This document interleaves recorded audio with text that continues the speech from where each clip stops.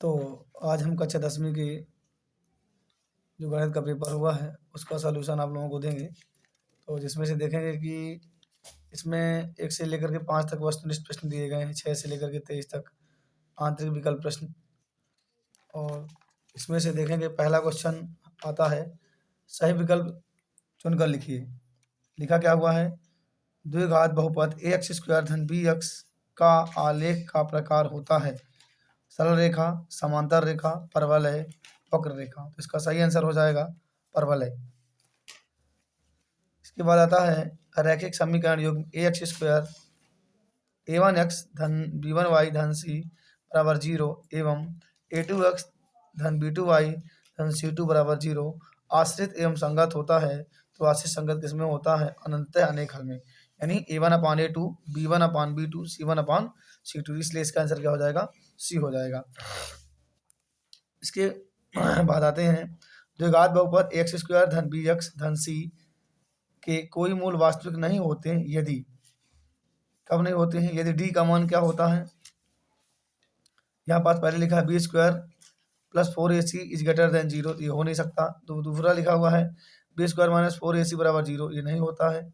तीसरा है B square minus 4ac D is greater than 0, और चौथा है बी स्क्वायर माइनस 4ac कोई मूल वास्तविक नहीं होते हैं, यानी कहने का मतलब इसका हो जाएगा B square minus 4ac is greater than 0। D का मान जब 0 होता है तो मूल वास्तविक नहीं होते हैं, इसलिए इसका आंसर हो जाएगा सी। इसके बाद आता है ए पी -3 -1/2 2 का 11वां पद होगा। इसका आंसर आ जाएगा सही आपका 22। प्रसिद्ध यूनानी गणितिक थेल्स का समय काल कितना था, तो इनका समय काल था 640 से लेकर के 546 तक। इसके बाद आता है बिंदु P3 2 Q -2 -3 के बीच की दूरी कितनी है, तो इसकी दूरी आएगी 7.07 लगभग। ये दूरी के फार्मूले सॉल्व करने पे आएगी। इसके बाद आपके चलते हैं रिक्त स्थानों की पूर्ति कीजिए। √3 एक अपरिमेय संख्या कहलाती है, इसका आंसर हो जाएगा अपरिमेय।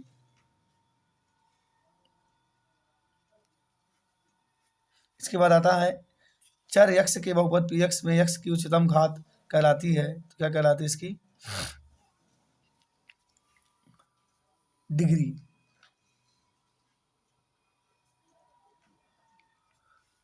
इसके बाद कहलाता है द्विघाती समीकरण एक्स स्क्वायर धन बी एक्स धन सी बराबर 0 को हल करने हेतु द्विघाती सूत्र क्या होता है, द्विघाती सूत्र होता है त्रिधाराचार formula -b plus minus under root B square minus 4ac अपान क्या होता है 2a। इसके बाद आता है समांतर श्रेणी 7 13 19 एंड में पदों की संख्या कितनी होगी। पदों की संख्या निकालना है तो इसमें अपने को क्या लगाना पड़ेगा, एक सूत्र लगा देना पड़ेगा। सूत्र कौन सा होता है, ये वाला जो सूत्र होता है, an बराबर होता है a plus n-1 into D हो जाएगा। an की वैल्यू हो जाएगी 205 बराबर a की वैल्यू हो जाएगी 7 धन n की वैल्यू पता नहीं है -1 और d की वैल्यू कितनी आ जाएगी, माइनस करने पे आ जाएगी 6। यानी कहने का मतलब इसमें घटा दिया जाएगा इसको तो 198 बन जाएगा और बराबर हो जाएगा यहाँ पास 6 n-1। 6 से काटेंगे 6 3 18 6 3 18, 33 से कितना हो जाएगा 34, यानी पदों की संख्या किसकी कितनी आ जाएगी 34 आ जाएगी। सभी त्रिभुज कहलाते हैं, तो सब कौन से त्रिभुज, समबाहु, यानी इक्विलैटरल जो होते हैं कैसे होते हैं, समरूप होते हैं, समबाहु। इसके बाद आता है त्रिज्या r के वृत्त के एक त्रिज्यखंड जिसका कोण अंशों में थीटा है के संगत चाप की लंबाई का सूत्र होता है θ/360 × 2 पाई r होता है। इसके बाद चलते हैं आपके सत्य और असत्य में। सत्य सत्य कैसे है,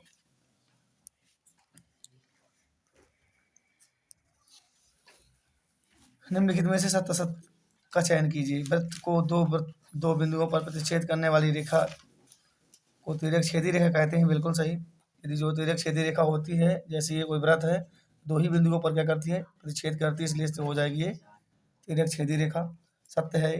एक निश्चित घटना की प्रायिकता एक होती है, बिल्कुल सत्य है। अर्धगोले के आयतन का सूत्र 1/3 पाई r क्यूब होता है, गलत है। अर्धगोले का आयतन 1/3 पाई r क्यूब नहीं होता है, 2/3 पाई r क्यूब होता है।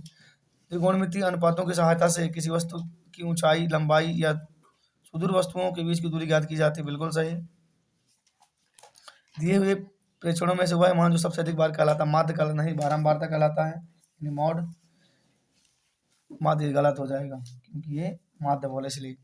किसी प्रयोग की सभी प्रारंभिक घटनाओं की प्रायिकता का योग एक होता है, बिल्कुल सही, एक ही होता है। तो चलते हैं आपके सही जोड़ी में। आपका लिखा हुआ पहला number sine square 25 plus cos square 25 की वैल्यू कितनी होती है? Sine square theta plus cos square theta की वैल्यू हो जाएगी एक, यानी ये आपका हो जाएगा एक नंबर। इसके बाद आएगा आपका टेन थीटा बराबर होता है साइन थीटा बटे कॉस थीटा, आपका हो जाएगा 2 number. Sec square theta minus एक इसका फार्मूला होता है टेन स्क्वायर थीटा का, तो आपका हो जाएगा ये 3 नंबर। इसके बाद आता है आपका टेन 30 डिग्री यानी कितना हो जाएगा 1/√3 हो जाएगा, ये आपका हो गया चौथा नंबर। त्रिज्यखंड का क्षेत्रफल क्या होता है? थीटा/360 गुणे पाई आर स्क्वायर, तो आपका ये हो जाएगा 5 नंबर। और अर्धगोले का आयतन क्या हो जाएगा 2/3 पाई आर, तो आपका ये हो जाएगा 6 नंबर। इस प्रकार से आपकी जोड़ियां रही। आते हैं प्रत्येक का एक शब्द में उत्तर लिखो। किसी एपी के n नुमा पद ज्ञात करने का सूत्र तो क्या होता है? N equal to A plus N minus 1 into क्या होता है? डी होता है। आधारभूत समान अनुपातिकता प्रमेय का कथन क्या है? थेल्स की प्रमेय का कथन लिख देना है आपको। वृत्त की छेदक रेखा की परिभाषा बताना है। द्विघात बहुपद एक्स स्क्वायर धन बी एक्स धन सी के शून्य का गुणनफल क्या होता है? शून्य का गुणनफल हो जाएगा, इसका आंसर आ जाएगा सी बटे ए हो जाएगा। इसके बाद आता है वृत्त के बस बिंदु की परिभाषा बता देना है, लाइन ऑफ कॉन्टेक्स्ट की। इसके बाद आता है एक वृत्तखंड के क्षेत्रफल का सूत्र ज्ञात कीजिए।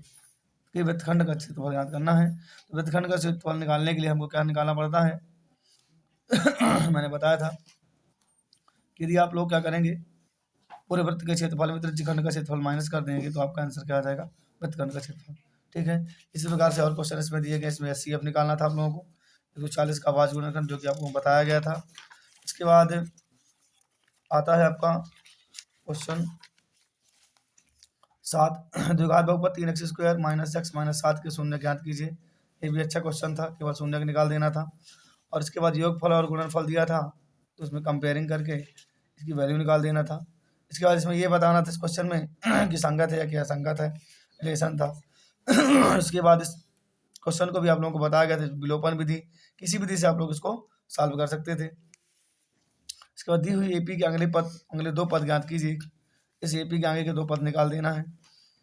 और इस जो नीचे दी हुई है 34 32 10 इसका आपको जोड़ निकाल देना था जैसन के फार्मूले से। और आप में इसमें क्या करना था? आपको पैरेलल प्रूव कर देना था। पैरेलल प्रूव करने से ही क्या हो जाता है? सही हो जाता। और इसके बाद चलते हैं क्वेश्चन नंबर 11 में। क्वेश्चन नंबर 11 आपका क्या था? दोनों के बीच की दूरी लगाना था, यानी दूरी का सूत्र लगा के √x2 - x1 का whole square plus y2 - y1 का होल स्क्वायर लगा के निकाल देना था। इसमें संरेखी प्रूव कर देना था। इसमें दोनों के बीच की दूरी का सूत्र लगा के बराबर 10 ले लेना था, क्योंकि दूरी का पता है। और ये बहुत इंपॉर्टेंट क्वेश्चन आपको बताया गया था, ये भी आया हुआ है। एक निर्देशांक ज्ञात कीजिए ए बी का एक वृत्त का व्यास जिसका केंद्र 2 3 है। इसके बाद आपका आता है समकोण में से यदि ए बी बराबर 3 और बी सी बराबर जितना दिया है तो इसकी वैल्यू निकालिए। फिर एक ये क्वेश्चन सिंपल सा आया हुआ है साइन 60 cos 30 साइन 30 cos 30 का इसका मान निकाल देना वैल्यू रख के। यदि किसी वृत्त के किसी व्यास के सिरों पर खींची गई स्पर्श रेखाओं की रेखा समांतर होती हैं, ये भी आपकी थ्योरम है, पढ़ाई गई है। एक बिंदु Q से एक वृत्त पर स्पर्श रेखा की लंबाई 24 सेंटीमीटर Q से केंद्र की दूरी 25 सेंटीमीटर, वृत्त की त्रिज्या निकाल देना। सिंपल से इसमें है पाइथागोरस प्रमेय लग जाएगी, आ जाएगा। इसके बाद है घोड़ा वाला आ गया है क्वेश्चन, देखिए आपका 15 मीटर भुजा वाले एक वर्गाकार घास के मैदान के कोने पर खूंटे पर से घोड़े को 5 मीटर लंबी रस्सी से बांध दिया गया है। ज्ञात कीजिए कि मैदान के उस भाग का क्षेत्र जहाँ घोड़ा चढ़ सकता है। एक तो सिंपल, उससे भी इंपॉर्टेंट क्वेश्चन सिंपल आ गया क्वेश्चन। 21 सेंटीमीटर वाले वृत्त का एक केंद्र पर 60 डिग्री का कोण आंतरित करता है। चाप की लंबाई ज्ञात कीजिए। चाप की लंबाई ज्ञात करना है, केवल थीटा पर 2 पाई लगा देना है। इसके बाद आते हैं 5 क्वेश्चन आ जाएंगे सिंपल से। एक 5 को फेंकते हैं, 4 से बड़ी संख्या 4 से छोटी निकाल देंगे। 52 पत्तों की ताश गड्डी वाला क्वेश्चन आ गया। असंभव घटना किसे कहते हैं? असंभव घटना की प्रायिकता कितनी होती है? असंभव घटना क्या है?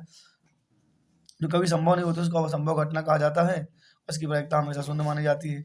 पी बराबर 0.95, तो P is not important question. 5वां क्वेश्चन आपका आ गया। इसके बाद क्या निकालना है आपको? अभाज्य गुणनखंड विधि द्वारा 8 9 25 के एचसीएफ और एलसीएम निकालना बहुत ईजी। 7/5 को प्रमेय प्रूव कर देना है। इसमें से आपको बताना कि द्विघात समीकरण की नहीं, आपको कई बार बताया गया है इस क्वेश्चन। इसके बाद ये क्वेश्चन आपका आ गया 60 डिग्री सिंपल सा दिया गया, मीनार की ऊंचाई निकाल देना है। और ये भी एक सिंपल सा क्वेश्चन आ गया संचार मीनार वाला, मीनार की ऊंचाई ज्ञात करना, आपको ये क्वेश्चन बताया गया। इसके बाद आता है रैखिक समीकरण युग्म को हल करना है आपको। सिंपल से विलोपन प्रतिस्थापन किसी भी विधि लगा के सॉल्व कर सकते हैं। नीचे वाली संख्या इसको अंकों को पलटने वाला क्वेश्चन कर सकते हो आराम से। दबे कैप्सूल क्वेश्चन आ गया, कमलदान क्वेश्चन आ गया। इसके बाद आपको लास्ट में 25 परिवारों भोजन के लिए सामग्री दी गई है, इसमें आपको माध्य निकालना है और दूसरे में बहुलक निकालना है। बहुत ईजी क्वेश्चन आपके पहले क्वेश्चन आ गए, पेपर आपका बहुत ईजी रहा।